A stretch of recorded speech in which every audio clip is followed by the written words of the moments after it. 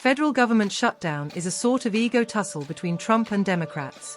Both parties may not dare to stretch it long in view of 2026 midterm polls. Author T. N. Ashok. New York. The U.S. federal government shutdown is effective from October 1st, as the Congress did not approve a funding measure before midnight. The standoff pitted House Republicans, who passed a clean continuing resolution, against Senate Democrats who insist on tying healthcare protections to any funding fix. A government shutdown stems from a lapse in appropriations. When Congress fails to enact funding bills or a stopgap continuing resolution, many federal agencies must curtail operations. Non-essential personnel are furloughed, sent home without pay, while accepted or essential functions, those necessary to protect human life or property, continue. Most precedent has seen Congress subsequently pass a law to retroactively pay furloughed workers. Importantly, the U.S. Postal Service is unaffected because it is funded via its own revenue, not direct annual appropriations. During prior shutdowns, agencies publish shutdown plans indicating which offices will suspend service. In this instance, estimates suggest up to 750,000 federal workers could be furloughed or otherwise affected daily, costing perhaps $400 million in lost compensation per day.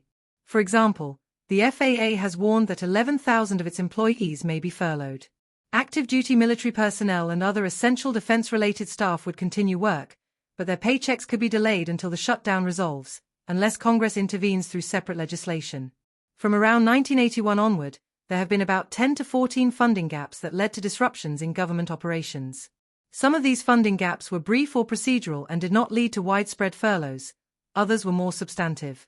The Peterson Foundation counts 4 shutdowns since the early 1990s that lasted more than a few business days and broadly impacted operations. There have been many shutdowns of federal government earlier. Bill Clinton, 1995–96, November 14–18, 1995, 5 days, and December 16, 1995 to January 6, 1996, 21 days, disputes over spending levels, Medicare premiums, environmental and health programs. The December-January stretch was then the longest shutdown to date.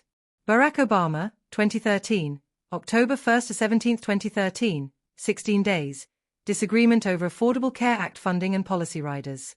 About 800,000 workers were furloughed, others forced to work without pay. Donald Trump, 2018 to 2019, December 22, 2018, January 25, 2019, 35 days, dispute over funding for the border wall. The longest government shutdown in U.S. history. Trump, January 2018, Jan 20 to 22, 2018, 3 days, funding shortfall, DACA controversy. A brief shutdown.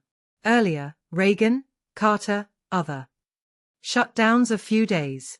Mostly over appropriations technical disputes, e.g. in 1978 a 17-day shutdown under Carter.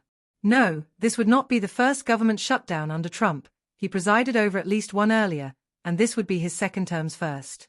It also is not unprecedented in more recent administrations, e.g. under Obama.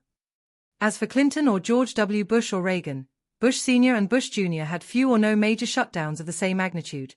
Reagan-era shutdowns were infrequent and typically short. The central battleground now involves the Affordable Care Act, ACA, premium subsidies and Medicaid cuts embedded in prior Republican-led legislation. Democrats say they must be restored as part of a funding deal. Republicans insist on a clean continuing resolution, one without policy changes, so that spending can continue uninterrupted while negotiations proceed separately.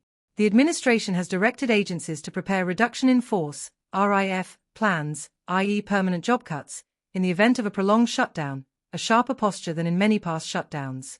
Labor unions have filed lawsuits arguing that threats of mass layoffs during a funding lapse may violate existing law, notably the Anti-Deficiency Act, and past practice. Because Republicans currently control both the House and Senate, some analysts argue that Democrats have more leverage than in past shutdowns. But that also raises political risk. If the shutdown is long, voters may blame the party seen as obstructionist. There is speculation among political watchers that Democrats may allow, or even engineer, a short shutdown, 2 to 3 days, primarily to make a political statement and reopen negotiations from a position of renewed pressure. This kind of tactical shutdown has precedent. Lawmakers often see funding lapses as leverage, not permanent closure. However, a short shutdown has costs. Even short ones disrupt services, strain morale, and carry political risk if the public perceives them as theater. The counter-argument is that Republicans might just wait out the pause, hoping Democrats relent under pressure, especially if key federal workers and services are impacted. So whether the shutdown becomes a brief standoff or a prolonged shutdown depends on internal dynamics, how many Democrats defect, whether Republicans are willing to accept amendments, and how much political pressure builds from affected constituencies, e.g. federal workers, states, public services. When you shut it down, you have to do layoffs, President Trump said, warning that Democrats are going to cause pain by refusing to accept a clean funding bill. Trump also threatened irreversible cuts to federal programs if the shutdown drags on. Senate Majority Leader John Thune pressed Democrats to break ranks, stating, 5 Democrats have the power tomorrow to reopen the government. In defending a clean CR, Republicans argue that tying policy changes to appropriation bills invites leverage politics and gridlock. Senate Minority Leader Chuck Schumer said, "Our guarantee is to the American people that we're going to fight as hard as we can for their health care, plain and simple," Schumer said after Senate Democrats rejected the GOP funding bill. He also accused Republicans of failing to include Democrats in negotiations. They call it clean. We call it partisan. It has no Democratic input.